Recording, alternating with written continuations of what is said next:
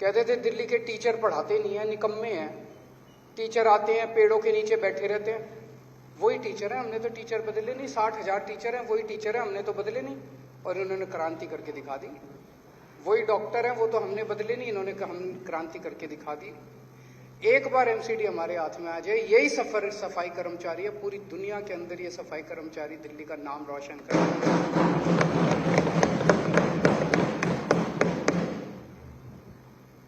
ये फंड्स का रोना रोते रहते हैं, दिल्ली सरकार फंड नहीं देती, दिल्ली सरकार फंड नहीं देती, दिल्ली सरकार ने फंड रोक रखे हैं। हमने सारे फंड दे दिए, पर चलो मान लिया, पर अब तो केंद्र के अंडर में आ गई एमसीडी, अब तो हमारा फंड देना बनता ही नहीं है। अब तो सारा फंड केंद्र ने देना है, सेंटर ने देना है। सेंटर जब बिल लाई थी तो बोले थे भाई दिल्ली सरकार ने बड़ा सुतेला व्यवहार कर रखा है, अब हम अपने अंडर में ले रहे हैं, सेंटर ने अपने अंडर में ले, अब ले लो फंड। अब हमारे पास किस लिए आ रहे हो, अब किस लिए गाली दे रहे हो, अब तो कुछ करके दिखा दो, अब सेंटर से लाओ फंड। अभी भी तनख्वाह नहीं दे रहे सफाई कर्मचारियों को, अभी भी उनके कर्मचारियों को ना तनख्वाह मिल रही ना फंड मिल रहा। लाओ अब सेंटर से फंड। अब तो दिल्ली सरकार का कोई रोल ही नहीं है, कोई फंड नहीं देना हमको, सारा फंड लाओ अब सेंटर। अभी भी कुछ नहीं काम कर रहे। ये चुनाव नहीं कराएंगे, क्यों नहीं कराएंगे?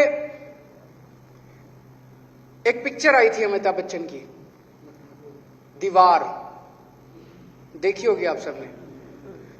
उसमें अमिताभ बच्चन और शशि कपूर आपस में बात कर रहे हैं।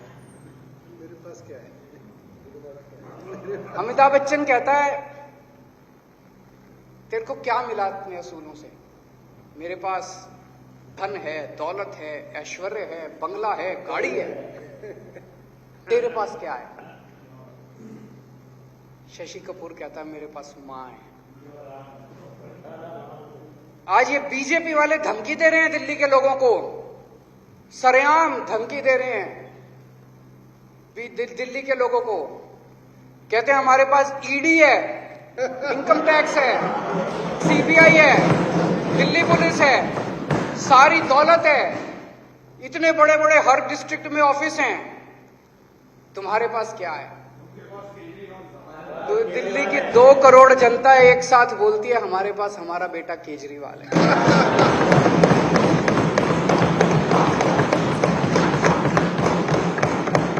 इसीलिए डरते हैं ये लोग। वो गली का गुंडा होता है ना, जाता है किसी के घर में, तेरे लड़के को बाहर निकाल, जनता कह रही है खबरदार तुमने केजरीवाल को हाथ लगाया। अपने बेटे से प्यार करती है जनता, घर का ख्याल रखा है मैंने एक अच्छे बेटे की तरह। उन बच्चों को, अपने भाई बहनों को पढ़ाता हूँ, अच्छी शिक्षा देता हूँ, घर में कोई बीमार हो जाए उनका इलाज कराता हूँ। इसलिए ये कभी चुनाव कराएंगे ही नहीं। इनको पता है कि दिल्ली की जनता दिल्ली की जनता हमेशा अपने बेटे और अपने भाई के साथ खड़ी होगी। अब इन्होंने नई धमकी देनी शुरू कर दी बीजेपी वालों ने, आप लोगों ने भी सुना होगा, खूब चल रहा है कि दिल्ली में अब अगले असेंबली चुनाव ही नहीं होंगे। कह रहे अब फुल यूनियन टेरिटरी बनाएंगे दिल्ली को। काफी चल रहा है आजकल कि फुल यूनियन टेरिटरी, अगले चुनाव ही नहीं होंगे, अब ये असेंबली खत्म, यूटी विद लेजिस्लेचर खत्म, अब अगला अमित शाह जी ने धमकी दिया, हद हो गई जी।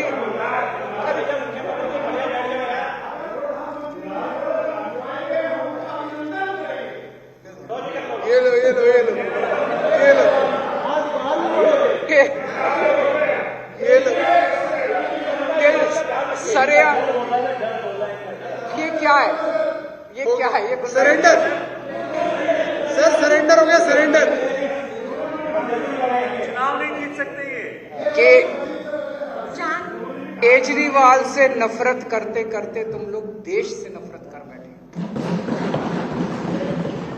केजरीवाल आएगा जाएगा, केजरीवाल इंपॉर्टेंट नहीं है, लेकिन अगर आप लोग इस देश में चुनाव हराना खत्म कर दोगे, संविधान के चीथड़े कर दोगे, जनतंत्र को खत्म कर दोगे, तो ये देश नहीं बचेगा। दूरी साहब, हम रहे ना रहे, आप भी कल नहीं रहोगे, मैं भी नहीं रहूंगा, हम अमर थोड़ी हैं। कल मैं भी मर जाऊंगा, आप भी मर जाओगे। आने वाली पुश्तें, आपके बच्चे आपको गाली देंगे कि मेरा बाप ने सदन में खड़े होकर कहा था कि दिल्ली के अंदर जनता,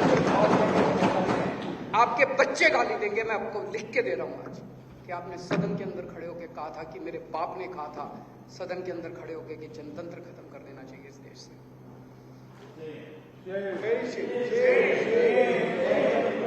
आज देश में हमारे कट्टर विरोधी भी खुलेआम चाहे जो मर्जी कह लें, प्राइवेट में बैठो तो कहते हैं यार लोग तो ईमानदार हैं, कट्टर ईमानदार हैं ये लोग, भ्रष्टाचार नहीं करते, पैसे नहीं खाते। इनको ये चुभ रहा है बहुत बुरी तरह से।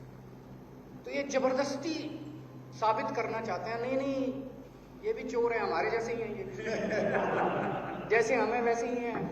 तो ये जबरदस्ती करना चाहते हैं। सत्येंद्र जैन को पकड़ लिया, बताओ, एक पैसे का भ्रष्टाचार साबित नहीं कर पा रहे, सबसे कट्टर। मैं समझता हूं वो देश के लिए काला दिन था जिस दिन सत्येंद्र जैन, जिसने इस देश को नहीं इस दुनिया को मोहल्ला क्लिनिक का कॉन्सेप्ट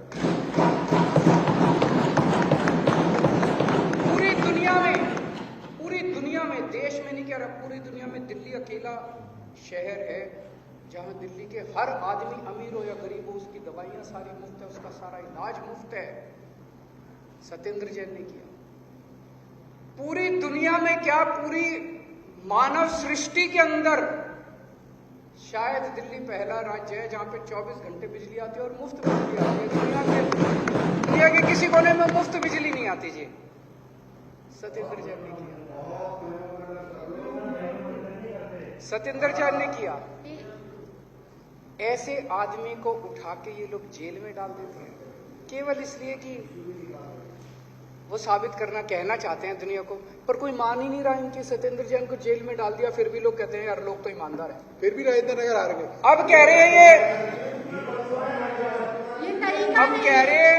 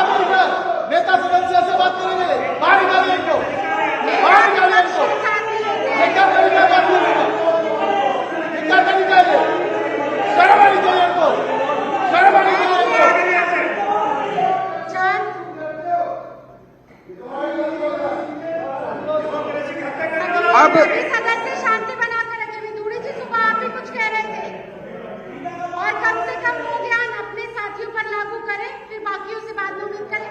आपको बोलने की आज्ञा नहीं है, बोलने की आज्ञा नहीं दी है।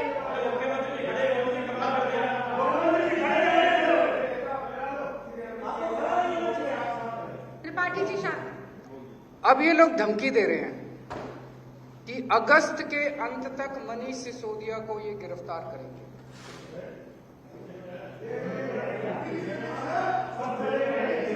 ये कोई तरीका नहीं हुआ ना। ये कह रहे हैं मनीष सिसोदिया को गिरफ्तार करें। यार ये शक्ल से चोर नजर आता है आपको? सर सब चलेंगे, साथ चलेंगे, सब शक्ल से चोर नजर आता है। दिल्ली के 18 लाख बच्चों का भविष्य बनाया है इसने।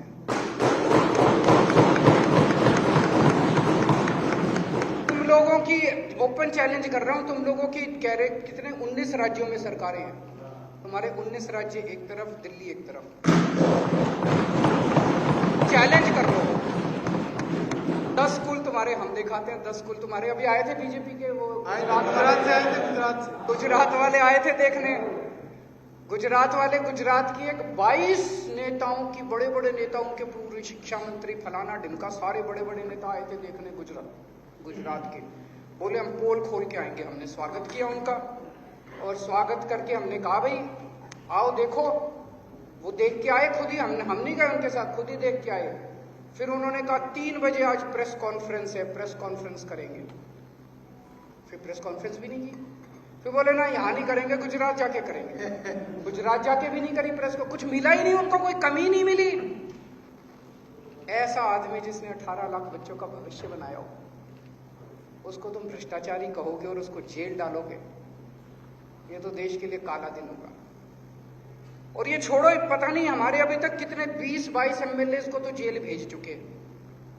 अब कुछ हमानत के खिलाफ भी नोटिस कर रखा है, आतिशी के खिलाफ भी नोटिस कर रखा है, कादियान के खिलाफ भी नोटिस कर रखा है, एफआईआर दर्ज कर रखी है, 2-4 संजीव झा के खिलाफ, और एक और आ जाए मुकेश अहलावत के खिलाफ कर रखा है, और भी कई और कर लो गिरफ्तार। मतलब जब वो 22 नहीं टूटे, उनके जितने जजमेंट आए सारों में बरी कर दिया, और कोर्ट ने ऐसा लताड़ा इन लोगों को कि भाई ये क्या झूठे झूठे केस कर रहे हो, फिर भी अकल नहीं आई इनको, और कर लो। और अब तो इन्होंने हद कर दी। अभी तक तो ये मंत्रियों को और एमएलए को, अब हमारे कार्यकर्ताओं को इन्होंने, ईडी ने पिछले हफ्ते 3 दिन तक रोज 10-10 घंटे तक हमारे एक ऐसे कार्यकर्ता को सम्मन करके बुलाया जिसका नाम आप में से कोई नहीं जानता। मेरे को पता चला, मैंने पूछा भाई अपना ये कार्यकर्ता कौन है।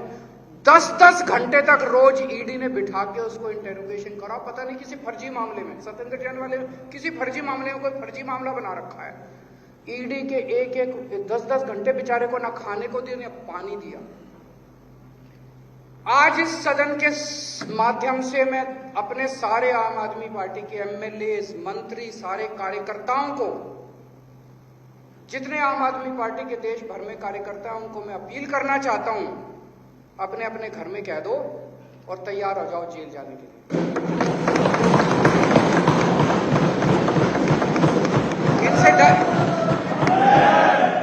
इनसे डरने की जरूरत नहीं है, इनसे डरने की जरूरत नहीं है। तैयार हो जाओ जेल जाने के लिए। सर तैयार है। मैं खुद 15 दिन जेल में रह चुका, कोई दिक्कत नहीं होती। कोई दिक्कत नहीं होती। और ये मेरे को बोल लेने दो। और इनकी जांच कैसे होती है, क्या फर्जी जांच है, इसकी मैं एक कहानी सुनाना चाहूंगा कि इनकी जांच कैसे होती है। एक बार 3 देशों की पुलिस, उनमें कंपटीशन हुआ। भारत की पुलिस, अमेरिका की पुलिस और इंग्लैंड की पुलिस। बताता हूं। तो कंपटीशन ये था भाई, कौन से देश की पुलिस सबसे जल्दी चोर को पकड़ लेती है। तो पहले अमेरिका की पुलिस आई, उनको कहा गया ये फलाना फलाना चोर है, इसको पकड़ो। 2 दिन में चोर को पकड़ के ले आए। फिर इंग्लैंड की पुलिस आई, उनको कहा गया भी चोर को पकड़ो, वो 1 दिन में चोर को पकड़ के ले आई। फिर भारत का नंबर आया, बीजेपी वाले आ गए, बोले जी तुम्हारी पुलिस, बोले बस हम ही हैं।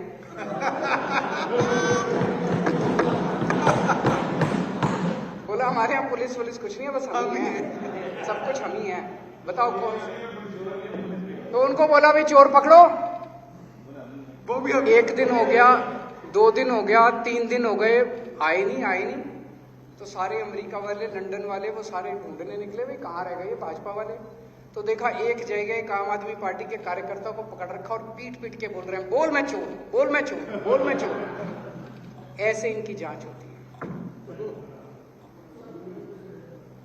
दोस्तों, पूरे देश के अंदर आज एक एक करके सारे पार्टियां टूटती जा रही हैं, सारी पार्टियां झुकती जा रही हैं, सारी पार्टियां गिरती जा रही हैं। इन्होंने सबको तोड़ लिया।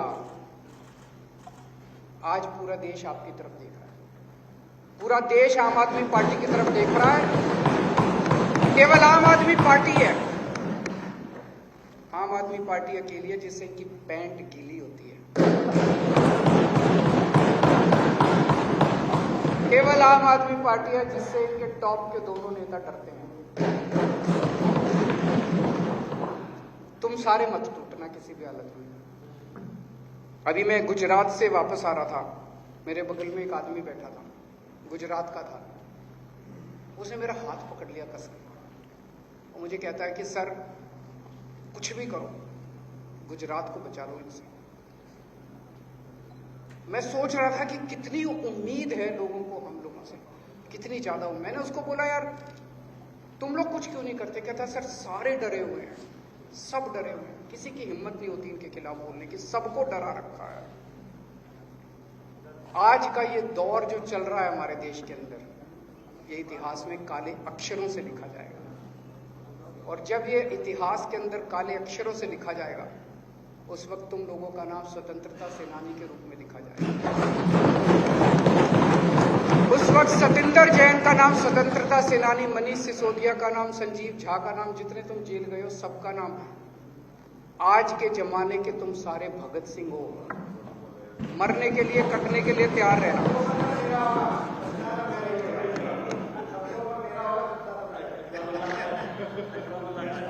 आज मैंने अभी आने से पहले सुन रहा था, कोई एक टीवी चैनल है बहुत बड़ा, उस टीवी चैनल का कोई एंकर है, उस एंकर ने कोई फर्जी क्लिप दिखा दी तो छत्तीसगढ़ की पुलिस उसको गिरफ्तार करने आई है। होना चाहिए गिरफ्तार, क्यों नहीं होना चाहिए? वारंट है सर, वारंट है, वारंट लेके आई है। उत्तर प्रदेश की पुलिस उसको बचाने पहुंच गई। अब दोनों राज्यों की पुलिस गुत्थम गुत्था हो रही है। बताओ ये क्या हाल बना दिया देश का। चाइना से लड़ाई नहीं होती तुमसे, अपने देश के अंदर एक राज्य की पुलिस दूसरे राज्य की पुलिस से इन्होंने लड़ा रखा। पंजाब की पुलिस दिल्ली से एक अपराधी को पकड़ने के लिए आई, दिल्ली पुलिस उसको बचाने पहुंच गई। तो ये क्या हाल बना दिया, एक राज्य की पुलिस दूसरे राज्य, हम सारे आपस में लड़ेंगे क्या बैठ के? लोग आपस में पर लड़ेंगे, पुलिस इसकी पुलिस उससे लड़ेगी। अरे यार सारे मिलके चाइना से लड़ो ना। चाइना हमारे देश के अंदर घुस गया, उसको बाहर भगाते हैं सारे मिलके, बीजेपी वाले, कांग्रेस वाले, आम आदमी पार्टी, सारे इकट्ठे हो जाओ। तो सारे आपस में लड़ेंगे तो कैसे?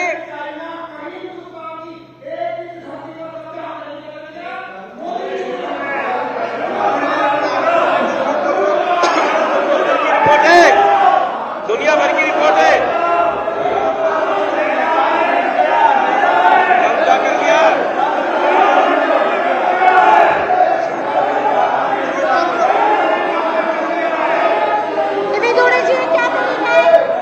विदुरी जी झूठ बोल रहे हो, झूठ बोल रहे हो विदुरी जी। चाइना ने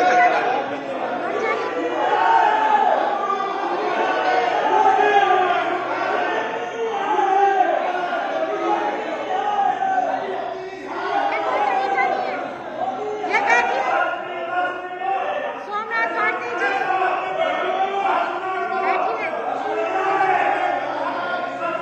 बैठिए सब लोग। सोमनाथ भारती जी,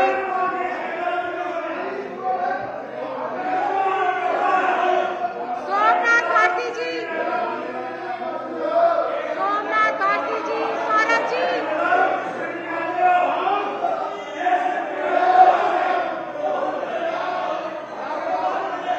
बाहर जाइए।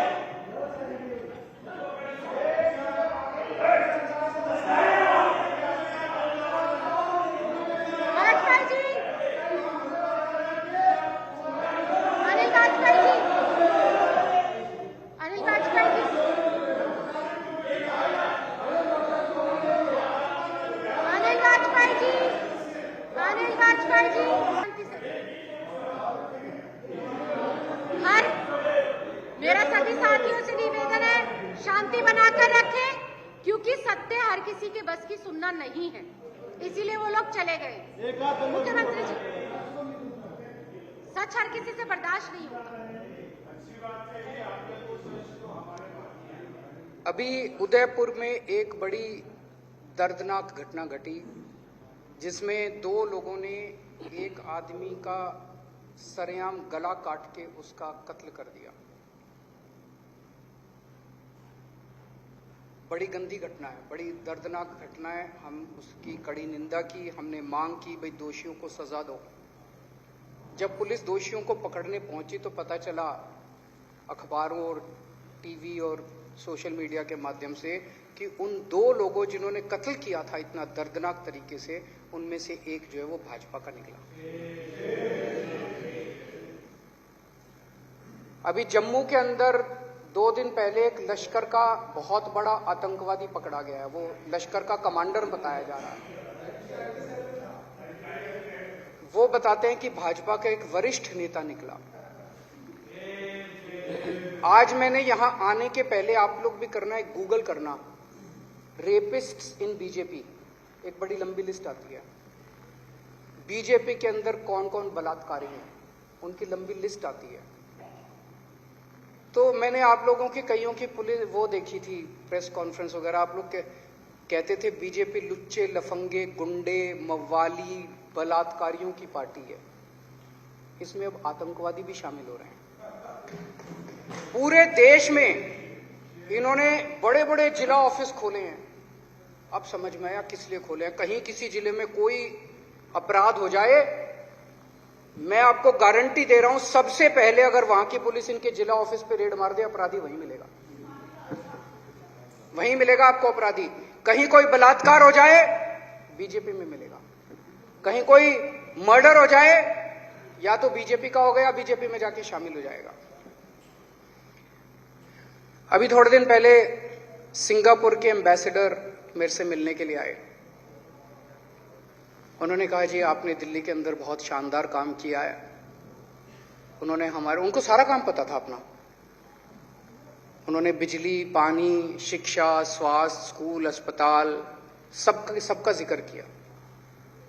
उन्होंने कहा जी आप सिंगापुर सरकार की तरफ से मैं आपको इनवाइट करता हूं, आप सिंगापुर आएं, और सिंगापुर में हमने दुनिया भर के सारे शहरों के मेयर, मुख्यमंत्री अलग अलग शहरों के बुला रखे हैं आपको सुनने के लिए। आप वहां आएं और बताएं कि आपका दिल्ली मॉडल क्या है। मैं समझता हूं ये तो देश के लिए गर्व की बात है।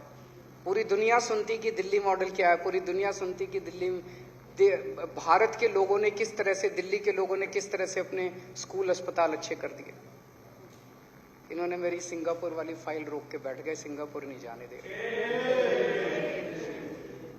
ये केजरीवाल से नफरत करते करते इस देश के साथ नफरत करने लग गए कि पूरे दुनिया के अंदर भारत का नाम नहीं होना चाहिए किसी भी हालत में, हर चीज में। मेलेनिया ट्रंप आई, मेलेनिया ट्रंप ने भी सुना था वहां पे कि इंडिया के अंदर दिल्ली में सरकारी स्कूलों में बहुत अच्छा काम हुआ है। मेलेनिया ट्रंप 2 साल पहले डोनाल्ड ट्रंप जब आए थे, उनके साथ उनकी धर्मपत्नी मेलेनिया ट्रंप भी आई थी। मेलेनिया ट्रंप ने आके बोला मैं तो दिल्ली सरकार के स्कूल देखूंगी। तो मोदी जी ने बहुत समझाया, बहन मान जा, तेरे को मैं अच्छा प्राइवेट स्कूल दिखा देता हूं। नहीं मानी। बोले तेरे को मैं केंद्र सरकार का कोई स्कूल दिखा देता हूं, हमारे दूसरे कोई राज्यों का स्कूल। नहीं मानी। बोली मैं तो केजरीवाल के स्कूल में जाऊंगी। अच्छी बात है, देश का नाम होता है। पर ये मेरे को पिछली साल कोपेनहेगन में बुलाया गया कि भाई दिल्ली ने प्रदूषण के ऊपर अच्छा काम किया। मैं ये नहीं कह रहा प्रदूषण सारा कंट्रोल हो गया, अभी बहुत काम करना है, लेकिन पहले जो हालत थी उससे काफी सुधार हुआ है। हम ठीक दिशा में जा रहे हैं। अभी और समय लगेगा। 70 साल का इन्होंने जो बेड़ा गर्क किया है वो 5 साल में खत्म नहीं हो सकता। अभी कर रहे हैं, लेकिन उनको पता चला, दुनिया को पता चला भाई दिल्ली में प्रदूषण पे अच्छा। उन्होंने मेरे को बुलाया, इन्होंने जाने नहीं दिया। ये बड़े दुर्भाग्य की बात है, देश के लिए दुर्भाग्य की बात है कि ये किस तरह से, मुझे लगता है कि 75 साल के भारत में पहली बार ऐसा हुआ कि कोई प्रधानमंत्री किसी मुख्यमंत्री को जाने से, विदेश जाने से रोकता है। तो दोस्तों, ये जो अभी हमारे सामने रेजोल्यूशन है, मैं इसका समर्थन करता हूं कि एमसीडी में जल्दी से जल्दी चुनाव होने चाहिए। पर मैं भी ये कह दूं, ये कराने वाले नहीं है। हमें कोर्ट जाना पड़ेगा और कोर्ट जाएंगे और चुनाव टाइम पे करवा के रहेंगे। नमस्कार, मैं हूं मानक गुप्ता। अगर आपको हमारा ये वीडियो पसंद आया हो तो इसे लाइक और शेयर जरूर करें, और हां, हमें सब्सक्राइब और फॉलो करना ना भूलें ताकि आप देश और दुनिया की कोई खबर मिस ना करें। तो जुड़े रहिए हमारे साथ और देखते रहिए News 24।